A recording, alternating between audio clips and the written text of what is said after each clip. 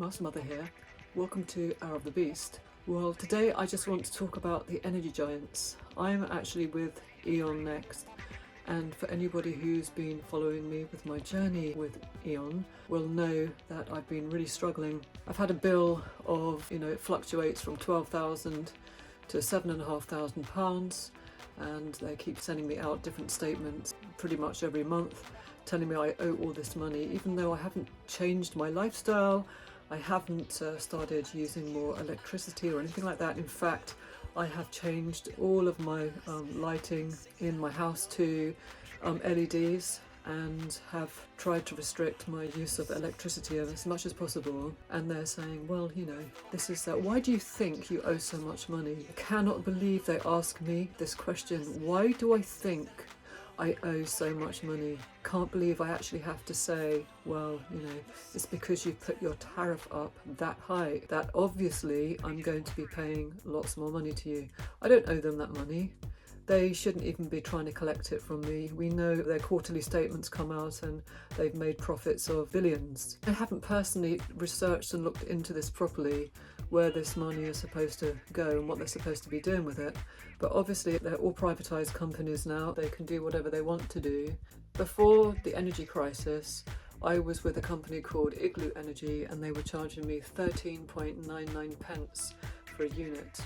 And I have had statements come through here where E.ON have been charging me £1.34, or it might have even been more, like £1.75. It was absolutely absurd. I rang them up immediately and I said, these tariffs cannot be right. I was told, oh, ignore them, just ignore them, it doesn't matter. I had the same thing happen to me a few months later. I got statements coming through with new tariffs that were showing well over £1 for a unit, and extortionate amount of money for the standing charge as well. And I rang them up and they said, just forget about it, it doesn't matter. I've asked them to send me the copies of those bills, and they've sent me statements that I've had since I've been with them, but they have not sent me the statements of these bills where these crazy tariffs were on. So far they put me on to Economy 7 when I'm not on Economy 7. I haven't got an Economy 7 meter. They've registered me on the national database as Economy 7. They've got me down as having a smart gas meter, and the gas meter I've got is still the really old one that's always been with this house. They conned me into a different tariff a while ago, telling me it was much cheaper, and then when I actually looked at the tariff it was hugely much more expensive, and that's also when they switched me on to Economy 7. I've opened a complaint. They're never dealing with my complaint. They're just constantly telling me that I should sort my debt out with them. They sent me on to Step Change, and then after I spent hours and hours and hours on the phone with Step Change, they told me that I was ineligible for using Step Change because I'm self-employed. I had to go back to them. I mean, it's so, if you're already suffering from depression, it's soul destroying to constantly have this is my whole life, this is what's in my head all of the time.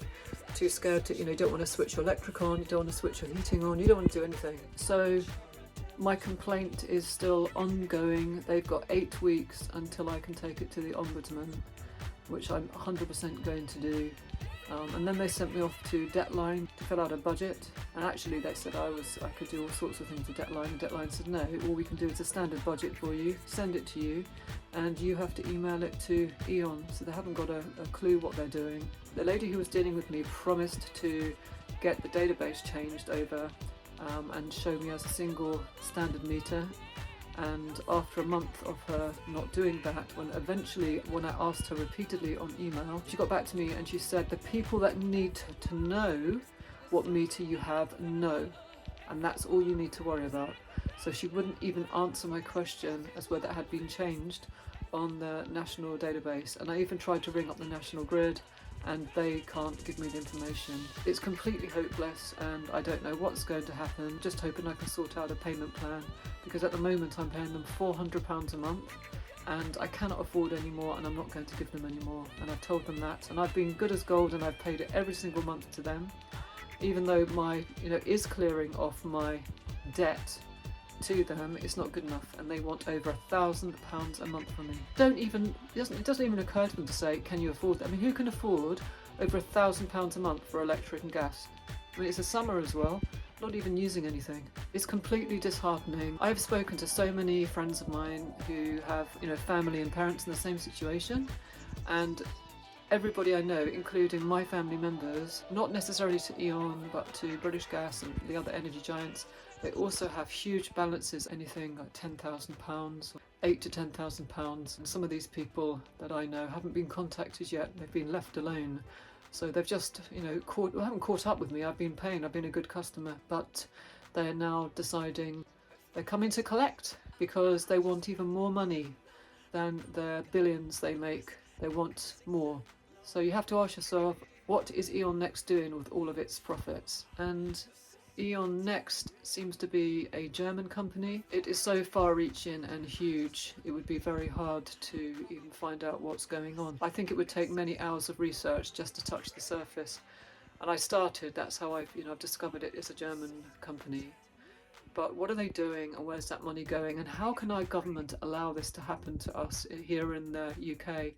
Or, in England, I should say, really. How can our government allow all of there's millions of us all in the same situation, really struggling? And some people, they're just using their savings to pay their huge energy bills.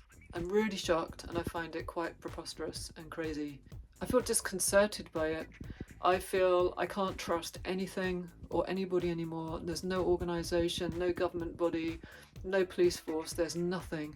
Everything seems to be falling apart at the seams. I just wanted to share that with everybody because it's been a hell of a journey, and not in a nice way.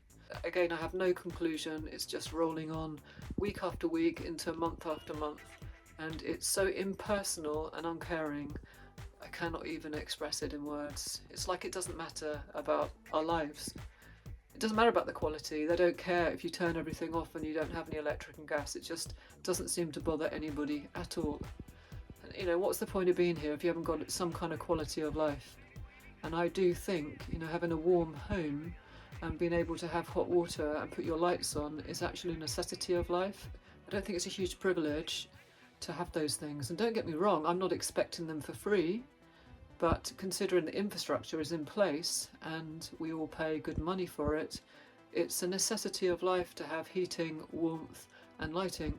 So okay, we don't have to. We could go and live in the wild. I could just use a wood burner when I get one installed in the actual house. But it's a lifestyle, and I'm going to install wood burners and I'm going to use the wood burners, but it doesn't overcome the fact that I have got gas central heating and I've got electric for everything else. So I'm looking into solar, but again, it's a huge project and I'll have to put a massive amount of time into just figuring out and educating myself with the solar industry and what kind of solar panels and batteries and all the other components that you need to make a solar powered electric system work.